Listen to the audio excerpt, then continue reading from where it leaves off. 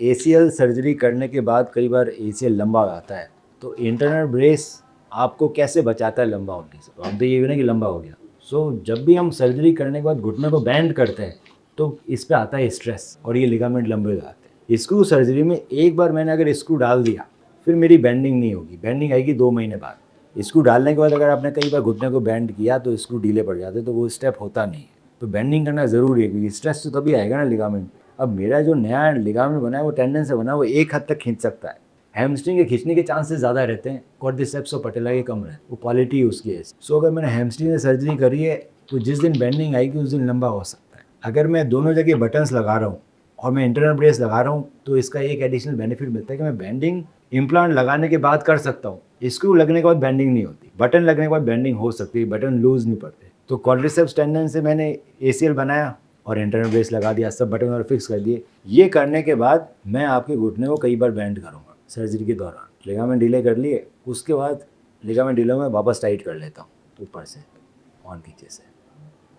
ये ग्राफ्ट है ना, अभी खींच के वापस टाइट कर लिया गया, ये स्टेप होता ही नहीं इसके अंदर। दूसरा कि जो चीज़ 6 महीने तक कमज़ोर रह रही है उसको इसने बचा के भी रखा हुआ, ये और लंबा होने नहीं देगा ना, डिस्टेंस फिक्स्ड है इसका, तो लेंथिंग के चांसेस खत्म हो जाते हैं। ये चीज़ आपको कितना बचाती है ये देखने के लिए हम एक देख सकते हैं वेबसाइट मैके क्लिनिक। ये लंदन का क्लिनिक है सबसे बड़ा, doctor Gordon McKay, one of the best surgeon ही है इसी। इनकी वेबसाइट पे डाटा बहुत दे रखा है। अगर हम इंटरनल ब्रेस यूज़ करते हैं, this 88% reduction in reinjury rupture rate following ACL IB। Internal brace लगाता हूँ 88% रिडक्शन मिलता है री इंजीनियर रप्चरेट, इसीलिए आपको लंबे होने से और फटने से बताएगा। एक और चीज़, आपके ACL के साथ साथ एक और लिगामेंट टूटा हुआ है बेटा आप सब लोगों का, जिसका नाम है ALL, एंटीरियर लेटरल लिगामेंट।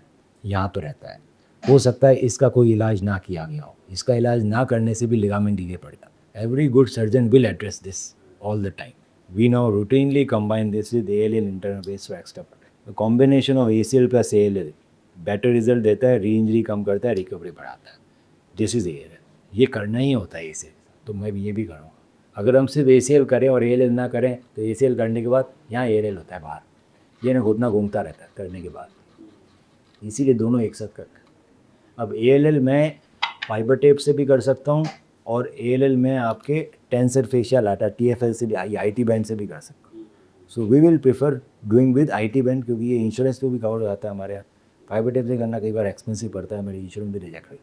दोनों में रिजल्ट कोई फ़र्क